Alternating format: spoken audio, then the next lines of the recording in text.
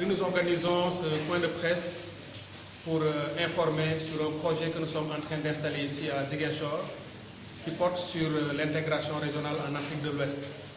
Il s'agit d'un projet innovant, qui est unique en son genre en Afrique de l'Ouest et qui vise à donner corps, c'est-à-dire traduire en acte la volonté exprimée par les chefs de l'État de l'Afrique de l'Ouest de passer de la CEDEAO des États à la CEDEAO des peuples. L'intégration est restée jusqu'à récemment entre les mains des pouvoirs publics au niveau national et régional, mais nous savons qu'un processus d'intégration régionale doit être quelque chose de populaire.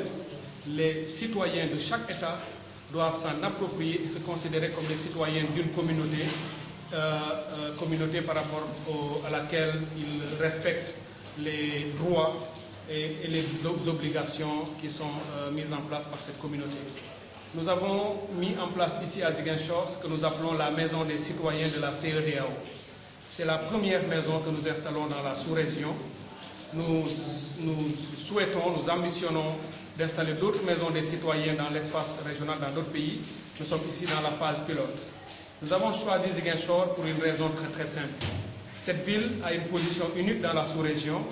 C'est un carrefour d'intégration, position privilégiée que nous n'avons retrouvée nulle part ailleurs dans notre sous-région Afrique de l'Ouest.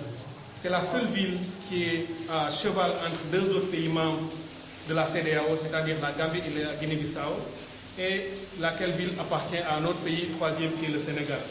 C'est aussi le seul sous-espace de l'espace d'intégration où on a les trois langues officielles de la CEDEAO.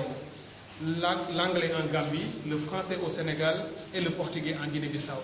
Et dans cette ville Ziguinchor, nous avons une quinzaine au bas mot de langues locales qui sont parlées dans ces trois pays.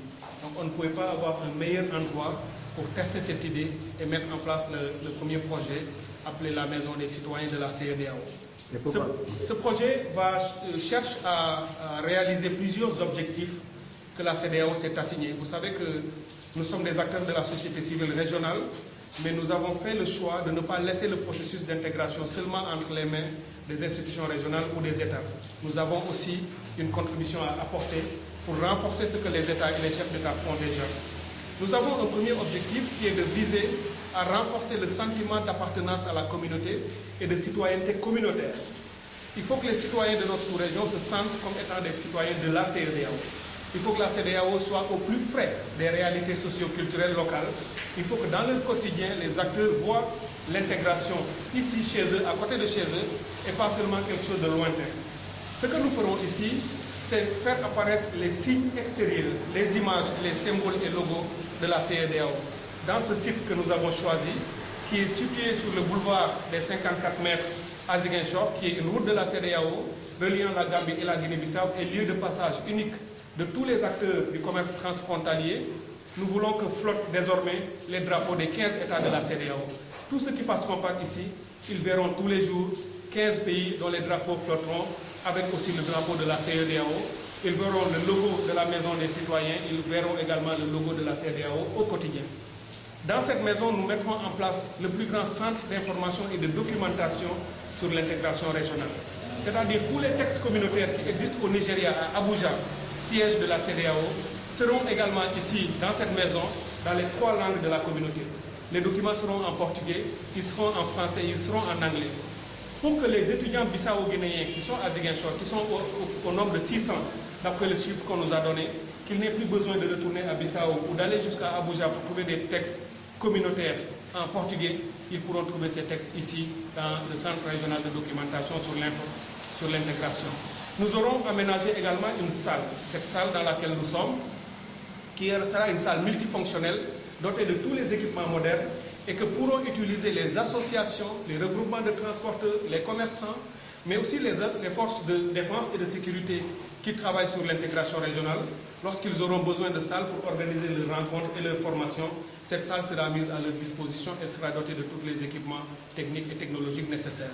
C'est également une salle que nous utiliserons pour former les acteurs sur les textes nouveaux qui sont adoptés par la CEDEAO, sur les nouvelles politiques d'intégration, qu'elles soient dans le domaine du commerce, de l'industrie, de l'investissement et d'autres, sur les protocoles sur la libre circulation des marchandises et des personnes. Nous formerons les agents des douanes, de la police, de la gendarmerie, les usagers qui empruntent ces chemins, parce qu'on parle souvent de libre circulation, c'est vrai, Mais autant les citoyens ont des droits en matière de libre circulation, autant ils ont des obligations à respecter, parce que le droit de circuler librement n'est pas non plus au-dessus du droit des États de faire un minimum de contrôle dans certains contextes, parce que le monde est difficile maintenant et très complexe.